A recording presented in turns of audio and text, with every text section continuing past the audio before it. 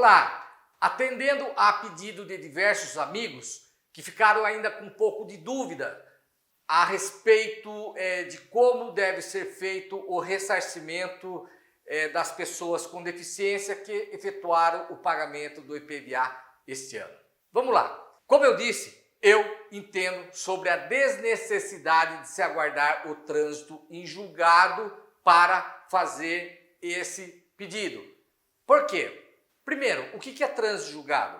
Trânsito julgado é a qualidade de imutabilidade da sentença, da prestação jurisdicional que foi preferida. Em trocação, deu-se oportunidade de defesa, o juiz sentencia, se houver eventual embargo de declaração ou recurso para o Tribunal de Justiça, no caso de São Paulo. Vamos de maneira mais simples, não vamos falar todos os recursos cabíveis intermediários, senão ficaria muito extenso, vai ficar muito extenso esse vídeo. Eventual interposição de recurso especial para o STJ, o Superior Tribunal de Justiça, ou o STF para o Supremo Tribunal Federal. Decidindo o STF, se tiver o eventual recurso extraordinário, aí não cabe mais recurso, opera-se o trânsito em julgado, qualidade e imutabilidade do que foi decidido. Essa tramitação que eu falei de maneira bem simples, às vezes pode demorar anos. Se vocês puxarem pela memória, muitos lembrarão o caso da poupança, que tivemos o plano Bresser, Colo 1, Verão 2, o plano real, e que determinou a revisão dos valores que se encontravam depositados na caderneta de poupança conforme um determinado período. Essa ação que foi ajuizada demorou cerca de 20 anos para transitar em julgado. Então, seria ilógico. Até porque a sentença, a liminar proferida, ela teve o condão de apagar tudo o que aconteceu, como se não tivesse sido editada a Lei 17.293/2020 e muito menos seu decreto regulamentador 65337 de 2020. Então é como se tudo continuasse no devido lugar, tal como era antes. Significa que se houve esse pagamento foi irregular. Se for irregular, esse dinheiro permanecendo em poder da Secretaria da Fazenda vai gerar um enriquecimento ilícito, porque não tem causa para ela estar com esse dinheiro, já que está suspensa essa cobrança. Então teríamos duas hipóteses, criaria mais uma discriminação. Por exemplo, para os que não pagaram, sem problema algum, não precisa pagar. Mas para os que pagaram, não pode pedir a devolução de volta só daqui, quando transitar em julgado, daqui vários anos? Não é possível. Eu entendo dessa maneira e respeito os entendimentos contrários nesse sentido. Mas a liminar deixou tudo como era antes. Se tudo como era antes, você pagou indevidamente. Você tem direito de ser repetido, pegar de volta, de ser ressarcido dessa importância que você pagou. Vamos agora por etapa. Existem 3 ações coletivas em andamento. Vamos falar sobre a primeira, que tem a liminar deferida. A ação civil pública ajuizada pelo representante do Ministério Público. Foi deferida a liminar. A princípio, todo PCD está se beneficiando dela. Mas, lá no final, o pedido final do Ministério Público, como eu já fiz vídeo anterior, veja na minha playlist, somente serão beneficiados as pessoas que tiverem deficiência grave e severa. Sobre esse aspecto, muitos perguntaram o que é uma deficiência grave e severa. A doença, ela é graduada, ela é escalonada, a deficiência em leve, moderada, acentuada, grave ou severa. Então, quem vai definir se ela é grave ou severa é o laudo médico. Então, é apenas um escalonamento, uma graduação da deficiência que possui. Então, as pessoas que se enquadrarem dentro desse conceito, ou seja, que possuam a deficiência física grave e severa, façam o requerimento. No final do vídeo eu vou explicar como faz esse requerimento. E serão agraciados, evidentemente com a procedência da ação. As que não tiverem a deficiência grave e severa, não adianta fazer o requerimento, porque, a princípio, como já fizeram o pagamento, e agora se eles pedirem a devolução, a hora que a sentença for proferida, o que vai acontecer? Vocês terão que pagar novamente. Então, não adiantará nada vocês fazerem isso. Bom, esse é com referência à ação civil pública ajuizada pelo representante do Ministério Público. Aí nós temos outras duas ações. Uma ação civil pública ajuizada pela Defensoria Pública, que ainda não se tem o resultado da liminar, e a outra ação direta de inconstitucionalidade ajuizada pelo partido PSB. Em ambas as ações, nessas duas que eu acabei de expor, só se discute a inexigibilidade do IPVA do ano de 2021. Não se discute 2022 e o subsequente.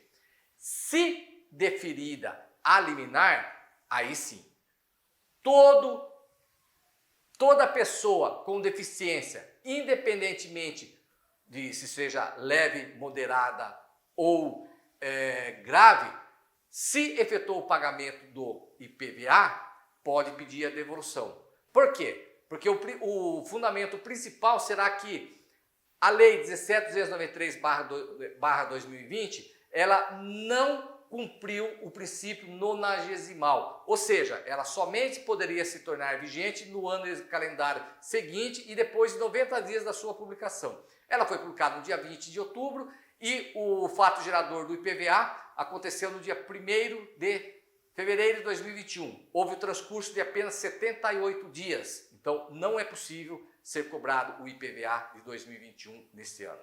Lembrando, isso não afasta o pedido individual. Por quê? Nessas ações está se falando tão somente dessas situações, IPVA de 2021 e deficiência grave ou severa. Então, não está falando especificamente sobre as demais deficiências, a leve ou a moderada ou dos anos seguintes, 2022. Por isso, não afasta essa necessidade de você ter que entrar com a sua ação individual, porque senão vai chegar no ano 2022 e vocês passarão a ter o mesmo problema. Bom, e eu acho também, o meu entendimento é no sentido de que deve ser feito o requerimento administrativo neste exato momento, até porque visa essas ações a inexigibilidade do IPVA, mas não a devolução do que foi pago. Há quem possa sustentar se essa ação demorar mais do que 5 anos, estaria prescrito o direito do contribuinte em pedir de volta. Por que prescrição? Prescrição é a perda do direito de ação, de maneira bem simples. Comparativamente guardadas as devidas proporções, no supermercado existem as mercadorias e toda mercadoria tem um prazo de validade. Quando ocorre aquele prazo de validade, não serve para mais nada, não pode mais ser vendido, acabou, ela não existe mais, tem que dar um fim. E o direito também tem um prazo de validade para ser exercido. Operou-se esse prazo de validade, chama-se prescrição. Não dá mais para fazer, nada. Não pode mais se pleitear.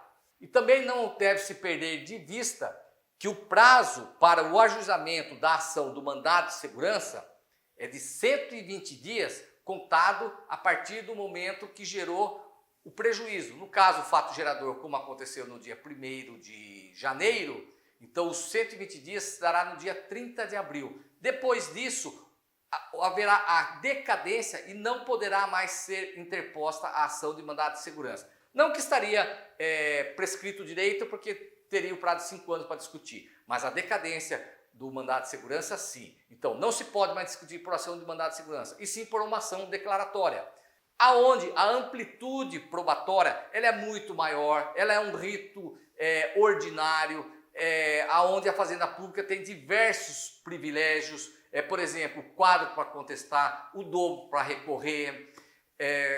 Então, o mandado de segurança não, ele é mais célere, ele é deferida ou não deferida liminar, é notificada a Fazenda Pública e seu representativo e a sua pessoa jurídica que o representa para no prazo de 10 dias prestar informações. Prestou a informação, vai para o Ministério Público, o Ministério Público manifesta, volta para o juiz sentencia. Então, digamos, é um processo aí que poderá girar em torno de 60, 90 dias, mais ou menos, mais ou menos. A ação declaratória não, em primeiro juízo ela poderá demorar muito mais do que isso. Então, não sei se seria interessante se aguardar o resultado dessas ações para você poder entrar com uma ação individual. Mas, de qualquer jeito, essa análise é vocês que têm que ter em mente. Lembre-se, dia 30 de abril seria o último dia para o ajuizamento do mandado de segurança. Depois não cabe mais, e sim por ação declaratória. Um processo não tem a celeridade processual tão rápida quanto o mandado de segurança e a amplitude probatória é imensa, porque prevalecerá o rito ordinário, o mais demorado. Quanto ao requerimento administrativo, basta vocês fazer um requerimento, demonstrando nesse requerimento, se qualificando, que vocês eram beneficiários da isenção até o ano 2020, com essa lei 17.293/2020 e seu respectivo decreto regulamentador 65337/2020, vocês perderam essa isenção. Mas essa perda, entre aspas, está suspensa por causa da liminar deferida, ou pela ação civil pública que foi ajuizada pelo Ministério Público, ou por essas eventuais liminares que serão deferidas na Defensoria Pública do PSP, ou pela ação individual que vocês entraram. Faz um requerimento, indica o número da conta corrente que tem que ser devolvida e protocola. Aí a administração pública ela tem um prazo de 5 dias para se manifestar sobre isso. Ela vai, se devolver o dinheiro, sem problema nenhum, resolver o problema de vocês. Se não resolver o dinheiro, se não devolver o dinheiro, aí vocês terão que entrar com ação no juizado especial da Fazenda Pública do Estado de São Paulo.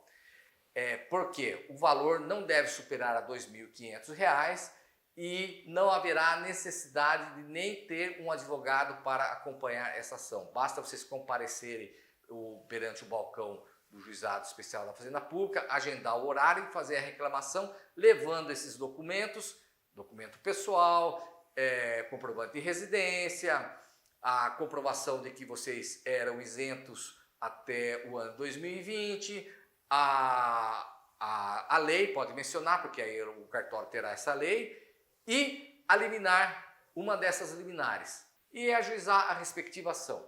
Aí muitos perguntam, mas o Estado vai pagar pelo famigerado precatório. Não, gente. Como o valor não superará a R$ 2.500, a Fazenda Pública fará o pagamento dessa importância mediante uma coisa chamada OPV, Obrigação de Pequeno Valor, que até 10 salários mínimos se chama OPV. E a Fazenda Pública teria o prazo de 90 dias para fazer esse pagamento. Então, é muito mais rápido. Bom, eu espero que tenha esclarecido as eventuais dúvidas que ficaram.